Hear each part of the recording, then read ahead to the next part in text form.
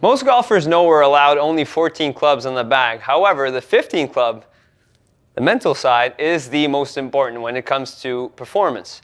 So it affects people at a professional level, at the amateur level, and also the recreational golfer. So we'll give you pieces of advice to help you perform whenever you feel a little stressed out, and how you can integrate that aspect into your practices, because golf is different than most sports, as it's practiced somewhere completely different to where you play.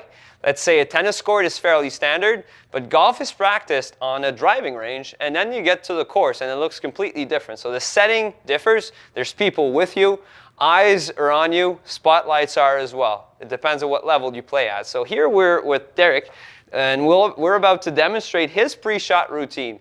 And how would I describe a pre-shot routine? I'd say it's a triggering of a series of events to help block off from all distractions. So usually the routine starts from behind the golf ball, where the golfer looks at his intended target, and breathing is very key in that portion. We call it the think box. Then we take the golfer from the think box to what we call the play box. So Derek's going to demonstrate his pre-shot routine, and then we'll put some comments on it.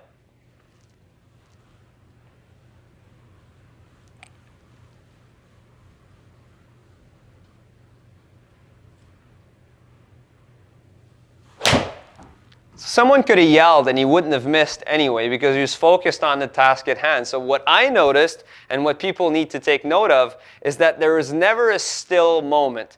If you practice tennis, for example, and you wait for a serve, you'll constantly be moving. You're not still. If you're playing basketball and you're about to shoot hoops, you're dribbling, and there's always muscle contractions. You're never stiff. So you want to stay loose. That's what I saw. He was stable, however, but no stiffness. And by the time he took his last look at his target, he just pulled the trigger.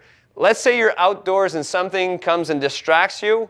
Best way to perform is to leave the play box, go back to the think box, and start over again. So one way for igniting performance is integrating your routine, trying to find which routine works best for you. So some golfers are going to be approaching the golf ball with one hand on the handle, maybe two hands, or the opposite hand. So that's a personal preference. So try to play around with that and see what works best for you, and you'll be a lot better under pressure in all circumstances.